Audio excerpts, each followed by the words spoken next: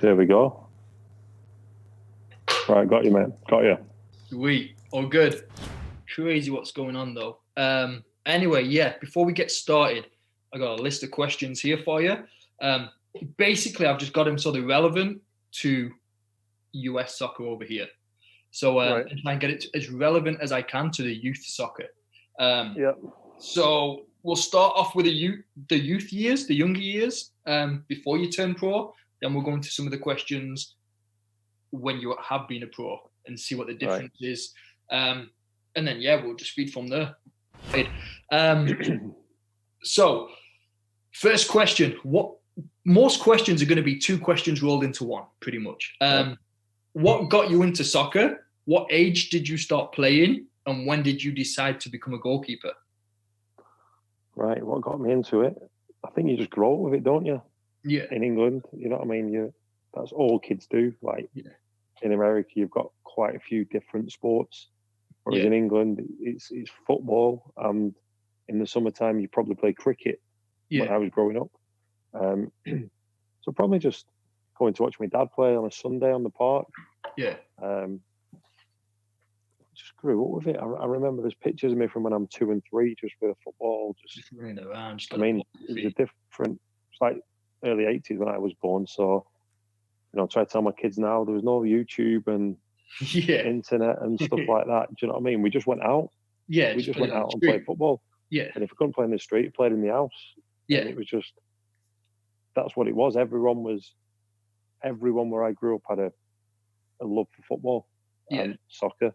Had a love for soccer, and that's what it was. You could have 30 kids playing one day, or two, or if you didn't have anyone else, you just kick a ball against the wall, and just get it back. And I think that was the way of life back in the day, wasn't it? You know yourself, you've been there. That's all we did. Wanted to be a goalkeeper. When did you decide to become a goalkeeper? Did you play outfield? I had the stories from speaking to my brother, and he was saying that every time you played, you'd always be outfield in the school games. Yeah, but that was when I was a bit older. So when I was younger, I was playing for the, I don't know what you call it. Is it junior school? Primary school in England. So elementary school over here. Elementary school. I was probably about 8 or 9, and I was 8, and I was playing for the year 6s, which is 11-year-olds, and I was scoring loads of goals. Yeah. And it sounds mad. It was actually too easy, so I went in goal, and then I just stayed in goal. But then when I got a bit older, like 13, 14, the school team, I was playing for England, you see, when I was 15, England, the schoolboys. Yeah. So playing at that level and then trying to play for school, it just bored me. It was just so that's why I used to say I'll play outfield, because it was a challenge. Yeah, that's what my brother was saying.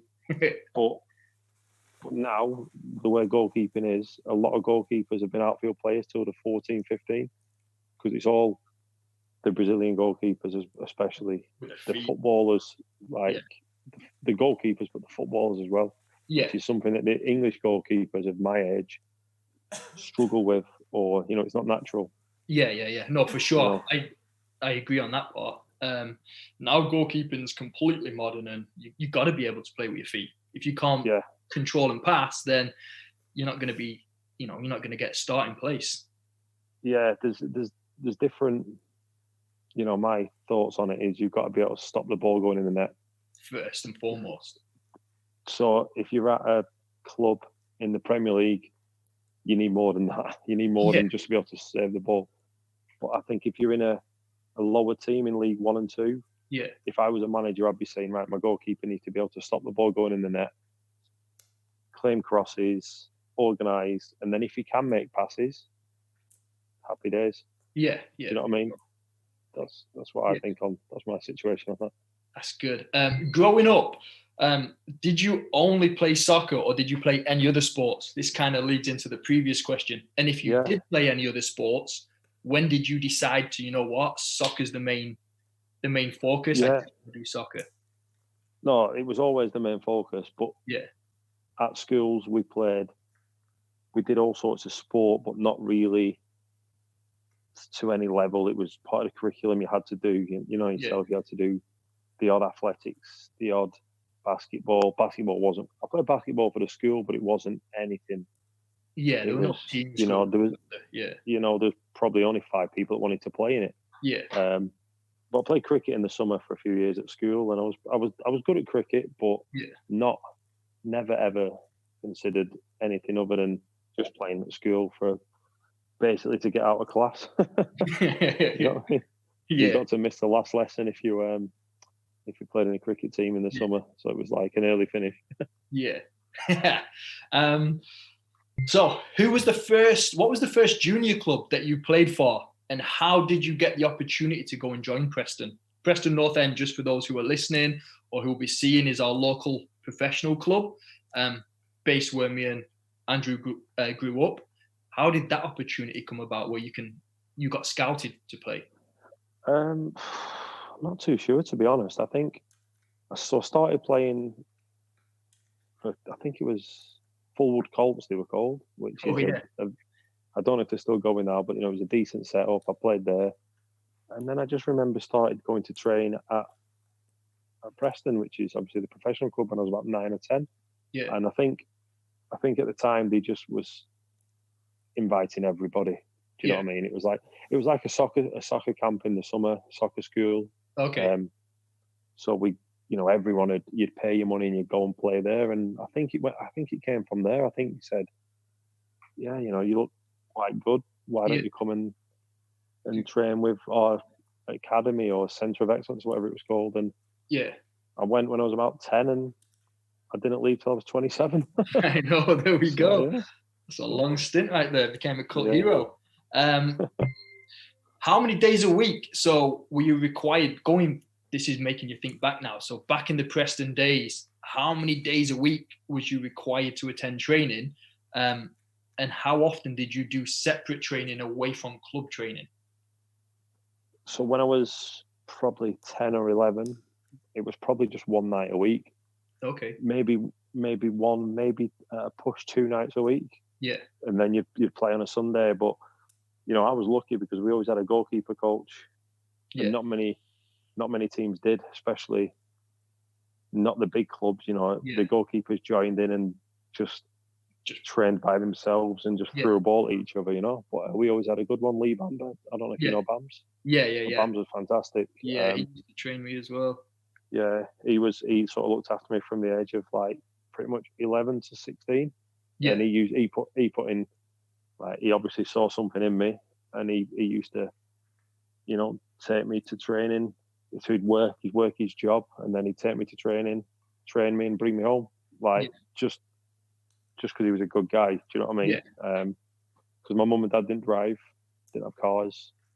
And when I got a bit older, it was like, I'd finish school, I'd get the bus, I'd walk miles to go training and run home and stuff like that. That was the extra training I sort of did. Yeah. But we still played on the street, with the lads. We all, especially in the summertime, we'd play every day. Yeah. Okay, perfect. So you touched on it earlier, the process. Talk me through the process of being selected for England. How did that come about? Were the stages like? Yeah. Yeah, go on. So I'm trying to put it in your terms. You might be better at it. So basically, what they did was, it was once a month when you got to about 13, 14, they picked the best, say, 10 players for each position in the country. Yeah. So, sorry, in the county. Yeah. In the county. Yeah. So we're Lancashire, so goalkeepers. So actually, it wasn't the county; it was the northwest. So goalkeepers from Manchester, Liverpool, Lancashire, which was us. So Preston, Blackburn, Bolton, all these.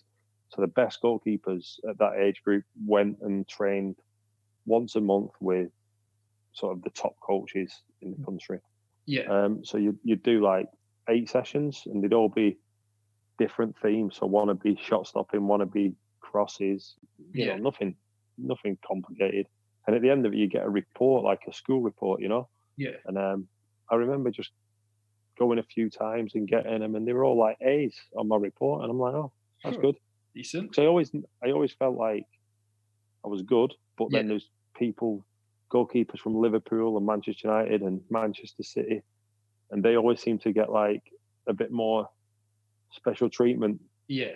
So I was like thinking, well, they must be good. They're playing for Man City, but then Man United. But then, so from that, the best one in each region went to a national trial. Right. And I got to the national trial, and there was probably 6 or 7 goalkeepers there. And immediately I just thought, I'm the best one here. But because I'm not playing for a big club, it might go against me. Yeah. And at first it did. I felt I got selected, but I never really got the impression I was going to play the games. Yeah. But we had like a knockout, like a group tournament, and the final game, they told me a few months before it, they said, you're going to play in the final game. So I'm like, well, that must mean, they think highly of me. And see something. And that was that. I played in that, and then I just stayed in the system to the under 21s. Yeah. So you did what? U15 was the first, was it? I made my I played for England. It was on national TV when I was 15. Yeah. So 15 because the age is different here. So in England, 16 is when you leave school. Over here, it's 18 when they leave school. So you played up through the levels, U15, U16, U17. All of them, yeah. All the way up to 21. 21s, and then obviously the next thing from the under 21s is the full national team, which I've not played for, and I don't think I will do, but I'm certain I won't do. But it was a good process to go through that. This leads on perfectly to the next question because you touched on it. At what age did you notice or did you believe that you've got something special about you and I have a very good chance of becoming a pro soccer player? At what age do you think? Do you know what? I felt like I was. It sounds crazy, and it's not being arrogant, but I felt like I was always going to be a footballer. Yeah. Forever. I don't know why. Without even having any sort of anyone to measure it against, I just felt that's what I was going to be. And maybe that was my love of the sport or the desire, goalkeeping. Yeah. But then when I was 6, so I was playing for England, and I remember thinking, if these are the best goalkeepers in the country, that maybe 1 or 2 of these will make it as a top pro. And I thought I've got to be one of the few that make it. Yeah. Because some of these boys were on good contracts. They were bought for a lot of money at that age. Yeah. But I remember training so when I was 15, so Preston were in the Championship, which is the one below the Premier League. Yeah. And I think it was work experience where you leave school to work in an office or whatever pathway you want to go down in the future. Yeah. And I just went into Preston North End because I already had my scholarship there anyway. Mm-hmm. And I went in and I trained with the first team, and they did a shooting session. And I just remember like the lads saying like, wow, like this kid's got that was unreal. And I'm thinking, well, if I'm 15, because I was weak, I mean physically I was like 6'3", but skinny as hell. Do you know what I mean? So there was like certain shots were nearly breaking my arm. Do you know what I mean? You've got grown men blasting balls at you. But I remember after that thinking, and the goalkeeper coach and the manager at the time, David Moyes, who's top manager, they looking back now, they went out of the way to do everything they could for me. Pretty much everything they did was incredible, really.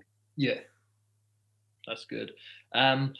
Moving on, how important is the mentality side of the game? Applying yourself, visualizing goals, a strong work ethic, versus just technically being good. I mean, I presume you've been in environments where everybody's good, and if you go to England, it's expected to be at a certain level of technique. What separates you from the average person who has the same level of ability as you? Yeah, I think this is I'm really into this. This is a massive, massive thing. You can have all the talent in the world, but if you've not got your head right, and I don't mean that like you might want to do everything right, you might do everything right, but if you've not got the right sort of focus and mentality, I don't think you can make it. And to get to the top level, you also need a bit of arrogance. You need to have this. When I was younger, when I was 14, 15, I had this like swag. You know what I mean?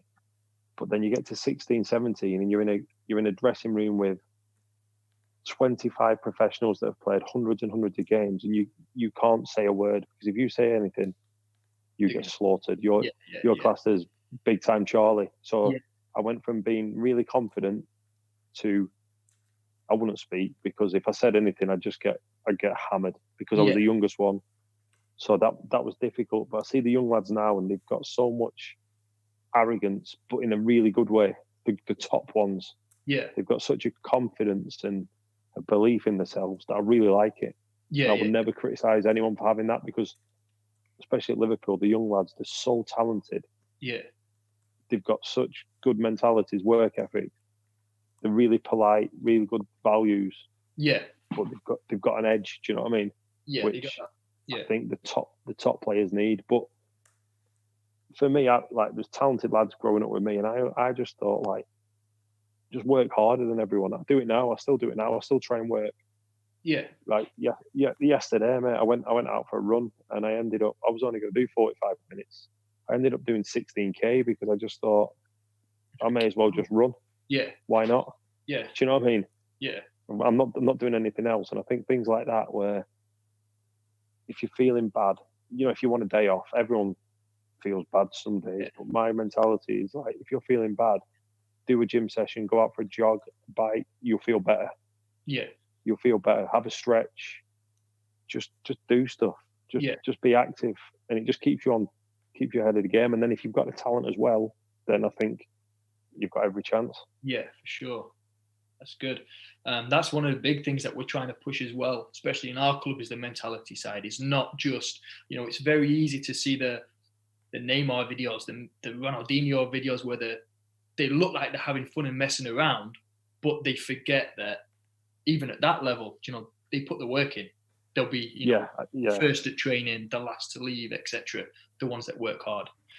But that's the thing that I've just realised. Basically, when you're watching over here in England, you've got a 24-hour football channel, soccer channel. So you're seeing the big teams training. For example, Liverpool, I'd see them, the cameras at training, and they look like they're just having a laugh, and they're all, it's all fun, a little bit of passing. But now I'm there, I realise the cameras only show the warm-up. They don't show the serious work. Yeah. So it's all smiles for the cameras. Then the cameras go, and then it's work time. Head down. Do you know what I mean? Crack on. And then it is, yeah. So, I can imagine. It's interesting. Yeah, I can imagine. Just the environment itself, I can imagine it being incredible. Yeah, it is. Yeah. Moving on. We are at.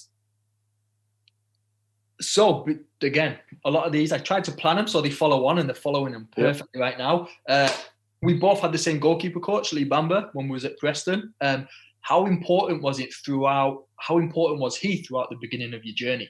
I know you touched base on it earlier, and how important it is to trust your coach. Yeah, well, with Lee, I knew. So Lee he wasn't a professional footballer, but he played a professional game for Preston, because it was in the old days, a squad just had one goalkeeper, and Lee was a really good local keeper. And I remember him playing for Preston, and he'd done what I wanted, what I aspired to do, to play for Preston. Yeah. So whatever he said, I took as gospel. I trusted, but also I knew what he was doing. I enjoyed it. That was the main thing. I enjoyed it. Yeah. It was hard work. It really was hard work. There were some nights when I was 10 or 11, going home crying because I was so cold, diving around in mud. Yeah. It's been a goalkeeper, freezing cold, wet, but I just kept going back for more. It was just fantastic. And the stuff he's taught me now, he taught me then. Technically, I'm still passing on, especially the foreign lads, the young foreign goalkeepers who do things differently. Yeah. I'm giving them basic techniques, what we learned, because it's just, it's spot on. And I think Lee moved to Australia about 15 years ago, and he's still doing a bit of football, but yeah, I think it was wasted. That he could have been one of the best coaches in the country. Yeah, for sure. No, I mean, I agree, and I never reached anywhere near the level you got to, but I always thought that he was my only goalkeeper coach. When I went to Bristol, they never had one. So He was my only my only one. Well, so, no. Lee was doing stuff then. Lee was doing stuff in when was it? 1997, 98. That's sort of fashionable now. That's how good he was. Do you know if you went on YouTube, Lee was doing none of the fancy stuff that's put on YouTube. Yeah. But the real stuff, Lee was doing that then. Yeah. Do you know what I mean? Lee was. The basics, the importance of the basics. Yeah. You don't need a bunch of cones and drills and hurdles and everything. No. It's just you're right. Perfect. So growing up, obviously you would have played with many different coaches. Going through the age groups, usually you may get a different coach each age group, different teams, different clubs you played for as you were younger. Some of the coaches you'd like, some of the coaches you wouldn't like. That's just human nature. What advice would you give to anyone who may not be super keen or sold on the coach? What advice would you give on that?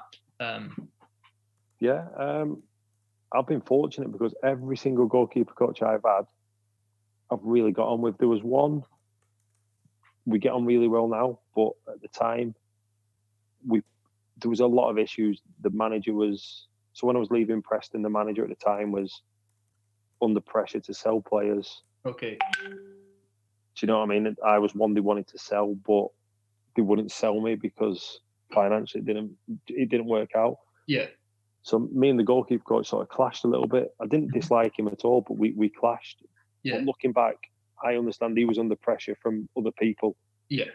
Do you know what I mean? So that was where there was a bit of tension because I felt like he was going against me, but he was just following orders from his boss, which is fair enough. Yeah. But I think if you don't like your coach, or I think you don't have to like him to. If the sessions are bad and you think they're bad, then there's a problem. Yeah. If they're putting on good sessions but you don't like the person, my advice is just to do that. Just get out of it what you can. You don't have to be best friends. I'm lucky. I speak to all my coaches, my ex-coaches all the time. Like, I've had 2 calls yesterday from my old coaches, and Lee Bamber's giving me a missed call today from Australia. So it's crazy that you stay in touch because you do form a good bond because a lot of the time you're with them for 2 or 3 seasons, 2 or 3 years every day. Yeah. And you become good friends. But if you're having a problem with a coach, I think try and manage it as best you can. Get out of it what you can. Yeah, for sure. I've had a coach that I really liked as a person. Yeah. But I didn't like the training, and in the end, it came to where I left the club because I just thought this is not for me. Yeah. But sometimes that's different. That's the best thing. Sometimes that's what's needed, right? You got to do what's best for yourself as a player. Exactly. Yeah. Perfect. So, finishing up on the youngers, best memory as a youth growing up playing soccer. It could be team related, it could be individual, as we spoke about on the streets. If you could go back now and give younger you some advice, even though you've got to where you wanted to be, what would that advice be? Give myself some advice. It would probably be to be patient. Yeah. Especially my good memory, my best memory is probably my sort of scholarship years when I was between 16 and 18. There was 12 of us apprentices or the youth team. We used to do washing the kit, cleaning the changing rooms, cleaning the cars. We did every job under the sun. And we was at the training ground from 8 a.m. till 7 p.m. Yeah. Playing football as well, but doing a lot of stuff.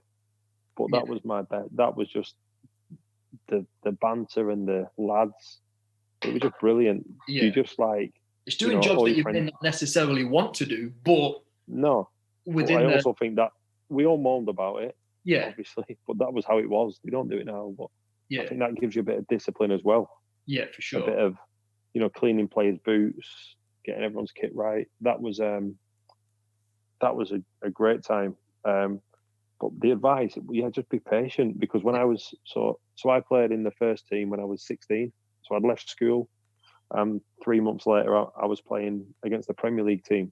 Yeah. My first game, and after that, the goalkeeper coach said, "Look, you might have to wait a long time for your next game." And I'm thinking, no chance. So I was so rushed to play games and go out on loan to another club maybe just to play games, when looking back, I was nowhere near ready for it. Yeah. You know? But you just have that eagerness to want to, Yeah, of course, yeah. You think you know it all, and you don't know anything. Yeah. Especially in football, you don't know anything. There's people that have been 30, 40 years of experience that are giving you advice, but you're thinking you know best, and I don't think you do. Yeah, no, I agree with that. So moving on now, as we get into the professional side of the game now, when you join the professional ranks, at what age was you when you first signed your pro contract? I was 14, believe it or not. Which is crazy. I mean, I never knew that. I was thinking you were going to say 15, 16.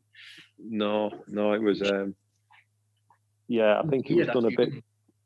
Yeah, it was very strange. We had a new academy manager, and I played for the under-15s when I was 14. And I played one game. So he'd just taken over the academy. I played one game, and after the game, he came down. He said to my dad, "I need to speak to you tomorrow," or whatever. And he came to the house, and he's like, "Right, when you leave school, you always had to do a 2-year apprenticeship." Yeah. But it was something like a 2-year apprenticeship and a 2-year professional contract. Yeah. So I'm like, wow, I'm 14. So I went to school, and I'm like, listen, I'm a professional footballer. You know what I mean? Yeah. So it was, but it was kept very quiet, because I think it was probably against the rules to have something that young like that at that stage. Do you know what I mean? Yeah. 14. But then you can turn professional when you're 17. So from when you turn professional, you can get paid whatever the club wants to pay you, but that can't happen until you're 17. Yeah. So when I was 16, I was earning £40 a week. Yeah. But then when I turned 17, without people knowing, I was earning quite a bit more, but still being in that same environment, pretending to be. Yeah. You know what I mean? Yeah, I know. I get that. Following on, what was it like leaving school at 16? We leave school back in England, 16 years old. What is it like playing in a team, or playing maybe up a year, to then going all of a sudden to a daily training session where you're playing, we touched base on it earlier, where you're playing with senior pros and big players. Was it a culture shock? Was it a culture shock? Not really, because I was doing it like my school holidays. I would, rather than have the week doing nothing, the management at the time would always take me in with the first team, and I'd be going to away games on the bus with the team, helping the kit manager out. Okay. This is things they were doing to sort of make that easy for me. Yeah. And I look back and like, there must have been people thinking, why is he doing this? And everyone wanted that opportunity, but I just took it as like it was normal. But but going from, so we left school we'll leave school. When do we leave school? Probably mid-June. Yeah. And then we start pre-season the 1st of July. So I probably had a week off. Yeah. A week of from school to being a full-time footballer. Yeah. Just 1 week. And it was tough. The pre-seasons, the level you just ran. You run and lifting weights, that you couldn't even pick up, but you had to get, it was crazy, man. That's something that is completely different to England growing up, and you can touch base on now, more so than ever, is when I grew up, and I'm pretty sure when you was growing up, there was no weights involved. There was no weight training. Over here, there's a big part, every high school has, gyms. So it's kind of, you go from that stage of only doing soccer to then all of a sudden, like you said, having to build your size because you're a boy playing with men. Yeah, definitely. It was, I've been to the States a few times playing football, especially like in the summer. I was at Notre Dame, I was in New York, and just to see the facilities that the high schools have, it's like, crazy, wow. Right? Yeah. It's crazy. Like in England, we have like a basketball court in my school, and it only had one hoop. There wasn't one at the other side. We had a netball one at the other one. So it's like, it's crazy. But the strength training, the weights training, I don't think you can do it when you're too young. But if you can get the basics right, so basically do the movements without the weight, Yeah, just like your When body you're weight. younger, yeah, exactly. When Yeah, you get a bit older, you can start adding weight. When you're growing, yeah, I think it's a real benefit to have what you've got over there. yeah, perfect. In the early stages of your career, we spoke about it earlier. You went out on loan. This is a move that happens to many young pros to go out there. Usually go out there to get some experience. Did your mentality change? Because with some players, they could see that as a way where now I've got to prove myself to my current club, or maybe it's are you thinking, is it a step backwards? How did you deal with that Yeah. mentality of being sent out on loan? No, because I wasn't playing for my team, my club. All I wanted to do was play football. So every day, not every day, but once a week, I'd be saying to the goalkeeper coach, "I want to go on loan," and he'd be like, "When you're ready, you can go." Yeah, This is what I'm saying about being patient. And I was like, "No, I want to go, I want to go, I want to go." And then when it came to it, he said, "Oh, do you want to go?" It was Darlington, which were in the bottom league, bottom professional league. yeah, "Do you want to go?" And I'm like, "Of course." So I just took it as like, if you're not going to play games, let me play games. I'm going to play somewhere else. yeah, It wasn't a step down at all. It was a sort of like, if I can play for them, play well, then in my head I know that if I fail here, I can always play at that level. That was my yeah, sort of, not my thought. 'Cause I wasn't negative. I was thinking, I'll go there and I'll play well and I'll come back. yeah, But I always thought, so when I'm 18 and I'm playing in that level, I'm thinking, if all else fails, I know I can make a career playing here. yeah, That's how I see it. yeah, And also to get exposure, to get other clubs looking at you, thinking, yeah, he's not bad. yeah, Do you know what I mean? yeah, for sure. Because that's something that we have, especially with the word patience is great. Is we have many players, and this is clubs for I would presume across the entire world, is they're so they're chasing the best level team they can get to. Yeah, They would rather go play and sit on the bench playing on the team number one than yeah, be a star player in the second team. And yeah, that's a yeah. mentality thing, right? Yeah, but it is difficult because I would always think if you get the chance to go to one of them teams, regardless of your age, You can't. you Yeah, have to go yeah, because it might not come back ever again. yeah, You've got to give it a shot. Do you know what I mean? yeah, But also the positives. If you go to the top team and you don't make it, you've got, if you went to Liverpool now and you didn't make it and you left, you could go to 91 of the teams. yeah, Do you know what I mean? yeah, Whereas if you go to the bottom and don't make it, you've done. yeah. So It's it's a catch-22 really. yeah, for sure. Now we are moving on to essential throughout the career. So here we are. Throughout your professional career, you played for some of the biggest clubs in England: P&E, Leeds, Wolves, Fulham, Bolton, Middlesbrough, Liverpool. Have I missed anyone? Yeah. I don't think I've missed anyone I've there. played for Leeds twice, two separate occasions. So Yeah, no, you've not missed anyone. I've not missed. So, some of the biggest history in English football. Yeah.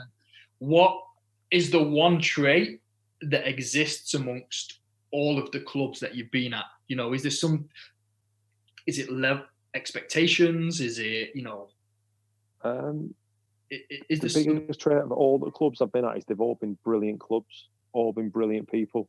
Yeah, Honestly, like some club, Wolverhampton, for example, didn't work out. I was crap when I played for them. I won't lie. I think I only played 12 games. I might have had 5 good ones and 7 not so good ones. yeah, That's my fault. But the club, the people that worked in the club, it was fantastic. But for me, I just didn't settle there.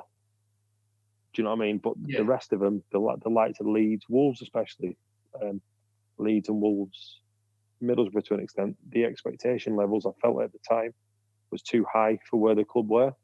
Okay. Because in England, everyone wants to be in the Premier League. Yeah. So at the start of every season, every team in the Championship thinks we're going to go up, but it's not that easy. No. Just because you've got a big history and a big fan base doesn't mean you're entitled to anything. Yeah, and all those clubs have been in the Premier League already. So, like you said, they have that maybe that entitlement where they feel they belong there. essential traits or characteristics. What essential traits or characteristics did you carry or have you carried with you from youth soccer to the pro level? And what do the elite coaches expect, from you on a daily basis? Like what is the fundamentals? Work ethic. Yeah. Application. Yeah. Timekeeping. And these are all not even technique or ability. I think you will. I think you turn up on time. Yeah. You work the best you can. You be a good person. Yeah. Be polite to everybody. It doesn't matter if it's the manager or, the 7th choice flipping goalkeeper. It doesn't matter. You treat everyone the same. Yeah. And I just think you've just got to, when you go on, no matter what problems you've got, because everyone, even the top players, have got problems that we don't know about. When you go on the pitch, it's 110%. And I think anything less than that is you're cheating yourself on your team. Yeah, no, for sure. That's a great little message to send to the. You can have. If I'm playing in your team and you're having a stinker, you're not doing it on purpose. Yeah. You're trying, as long as you're giving your all, then you can't argue. Do you know what I mean? But if someone's not putting in the work, then you have every right. Yeah. Then you've got every right to have a go at them. You know what I mean? Yeah. Perfect. So now that you're at Liverpool, training day in and day out with world-class players, Mo Salah, Sadio Mane, Alisson, what's the competition like between teammates and especially on team chemistry and especially amongst the goalkeepers? What's that chemistry like? Obviously, you're all competing to be number one. Only one person can play at the weekend. How does that stay within you? To be fair, at Liverpool, mate, we've got the best goalkeeper in the world. So everybody knows the role. We're there to help him, and I don't mean help him by coach him. I mean help him if he, like, the goalkeeper coaches put the session on. Yeah. But if I say to help him, so if we're doing a shooting session and it's quite intense, to be fair, and they're 6 yards out and they're whacking balls and Alisson's not.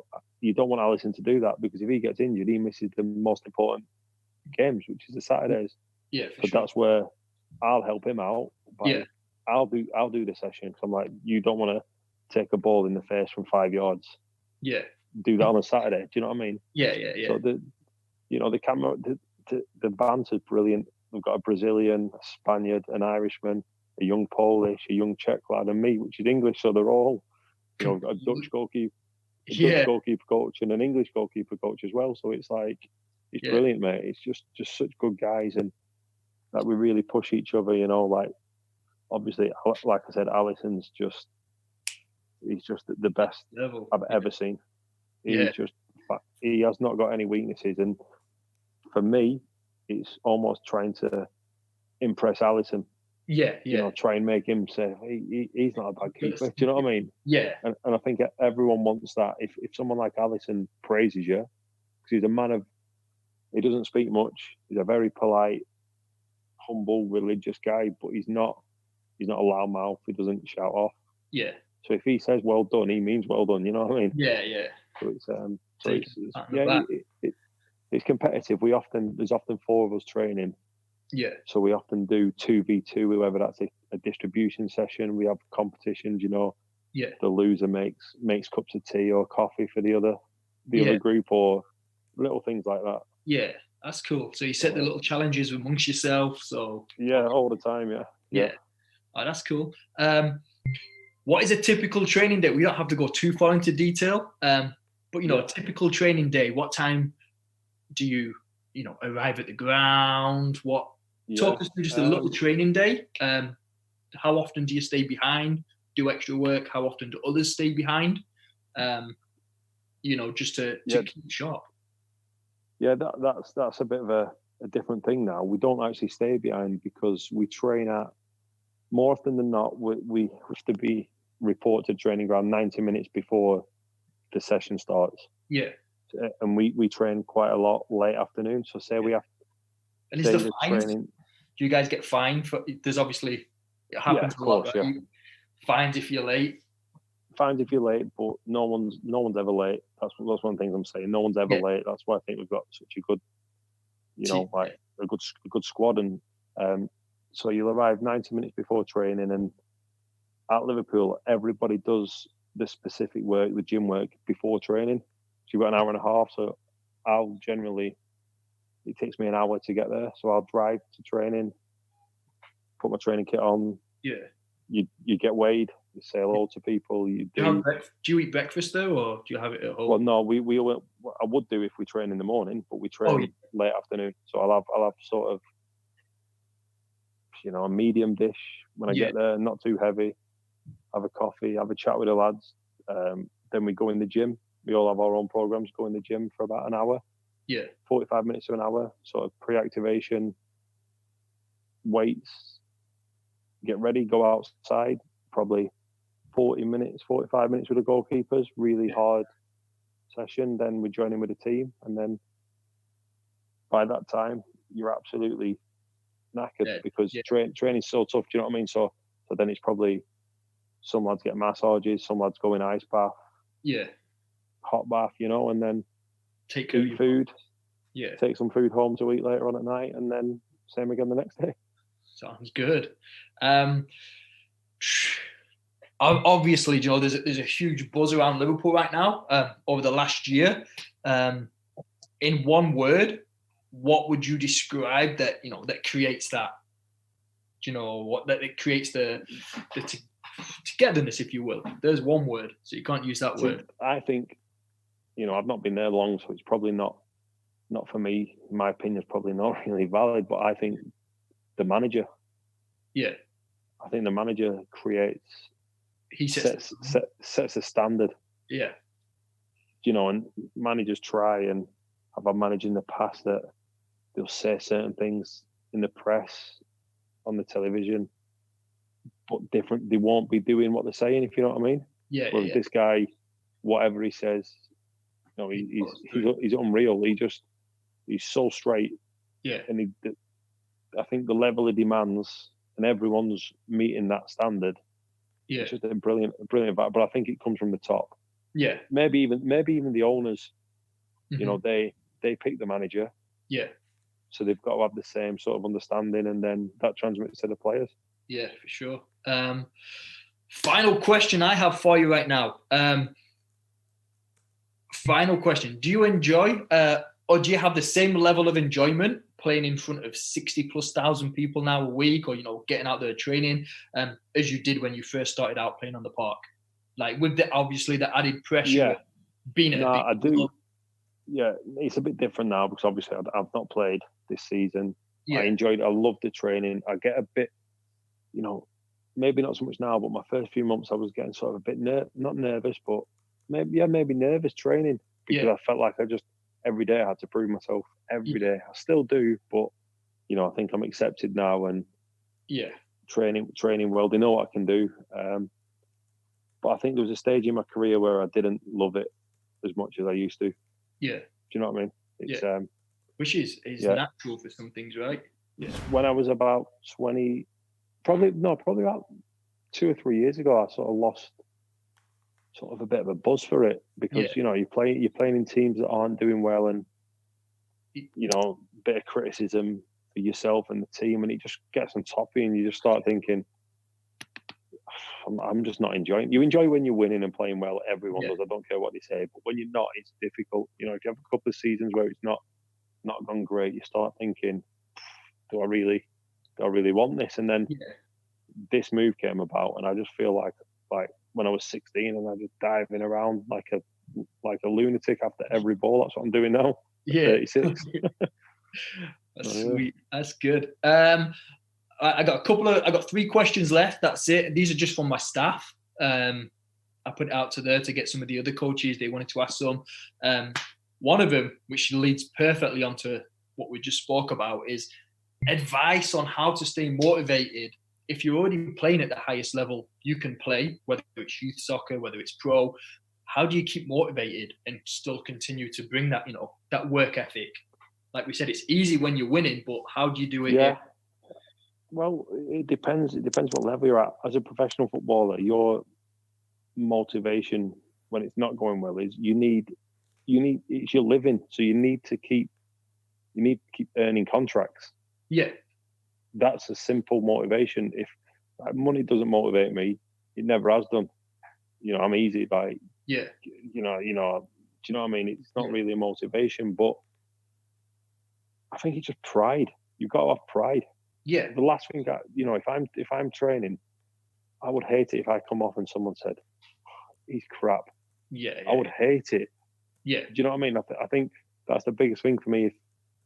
If I train, I want to be on fire all the time, and if I'm not, it disappoints me. You can't be top level every day. Nobody can.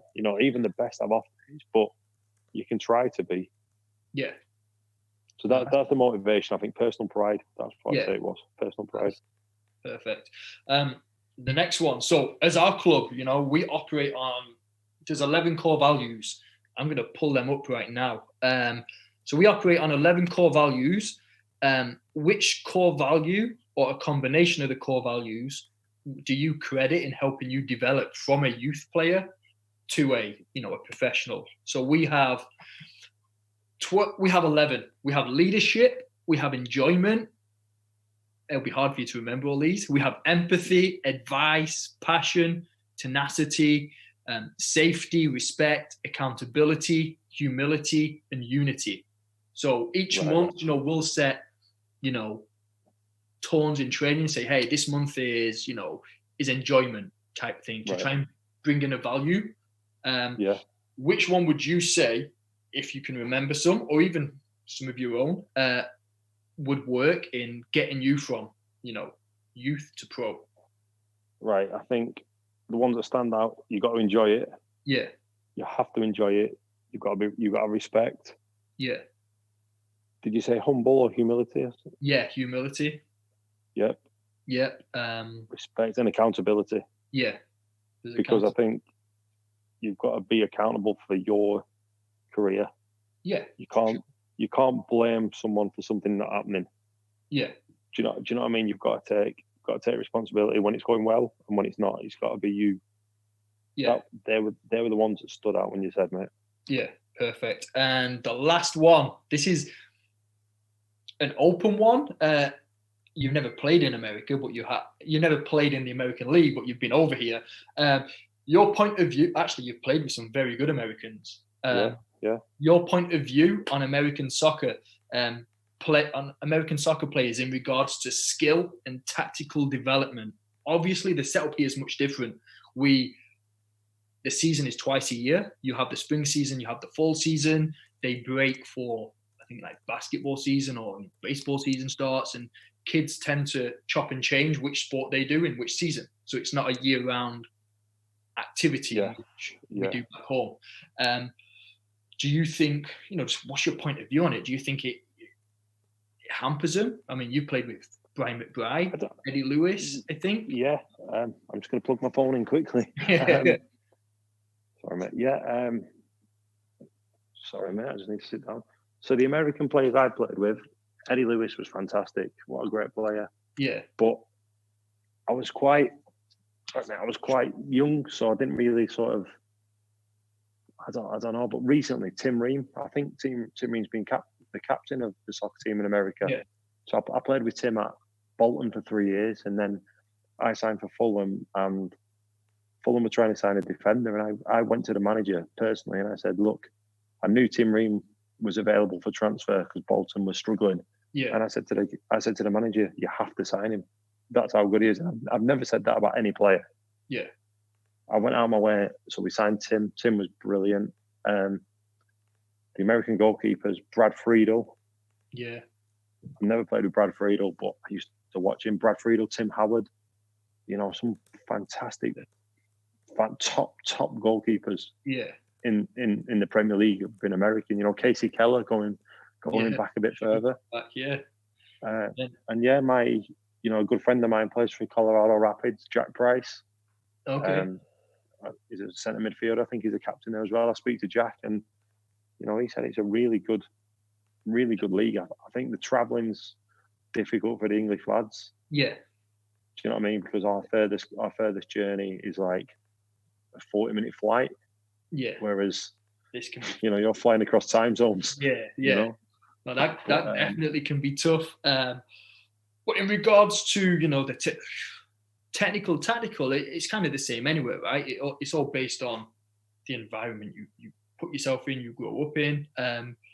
I think he was more pointing towards maybe why, and again, you don't have the answer for this. It's probably more as to why maybe USA aren't achieving what they should be achieving, if you know what I mean. The national team.